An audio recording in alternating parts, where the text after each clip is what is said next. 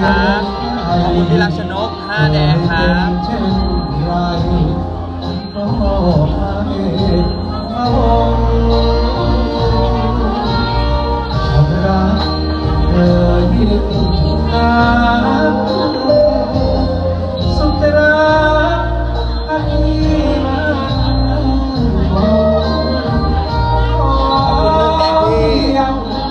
สิทาการนะครับขอบคุณหนึ่งแดงพี่วรัญญาครับ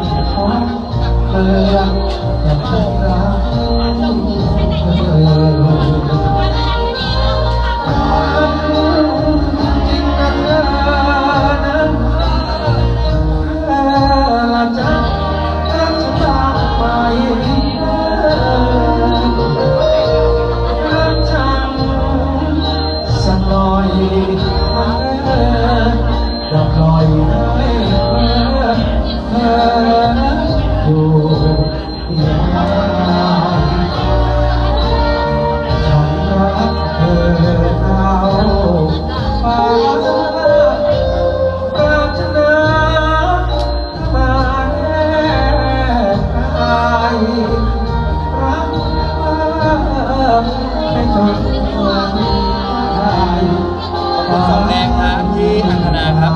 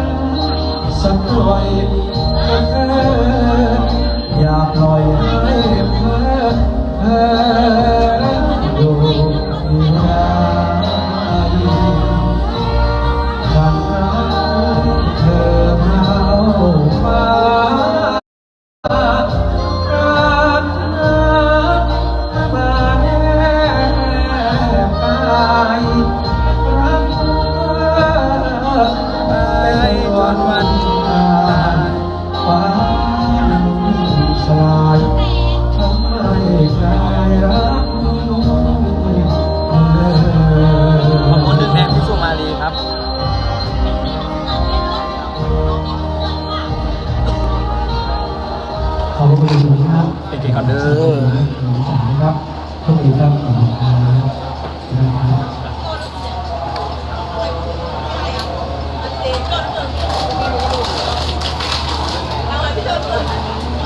ขอเชิญท่านทัศนาได้ณบัดนี้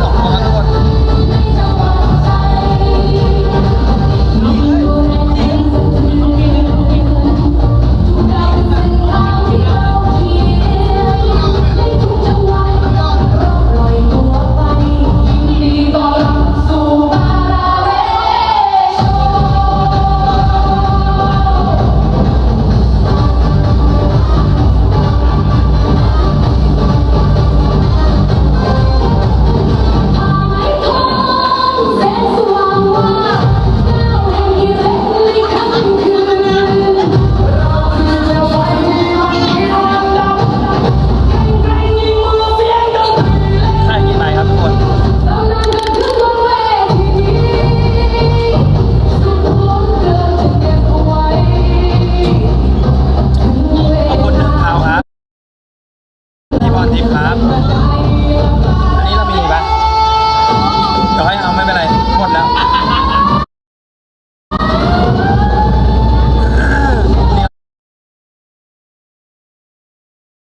ไม่เอา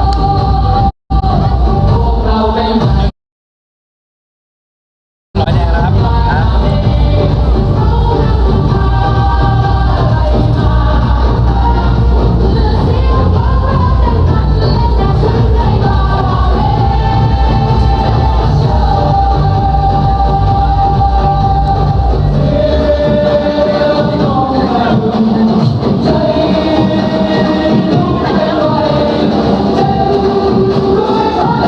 สู้ครับขอบคุณครับขอบคุณ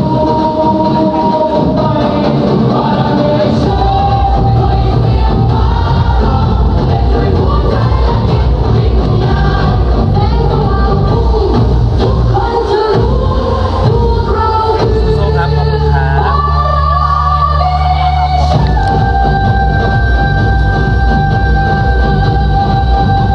ับ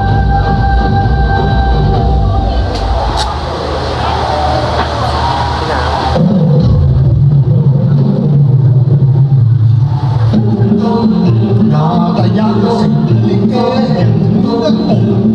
อำเภอบ้านจังหวัดราชบุรี บอกจ้ะ พบกับพระเอกสองพี่น้องทุกท่าน รับตรงนั้น พระเอก ครับเดี๋ยววันนี้ลงไลน์เลยดีกว่าได้ขอบคุณครับเล่นเร็วนะครับวันนี้เดี๋ยวเจอกันหน้าเวทีครับบ๊ายบายครับทุกคนขอบคุณทุกกำลังใจครับ เจอกันนะครับทุกคน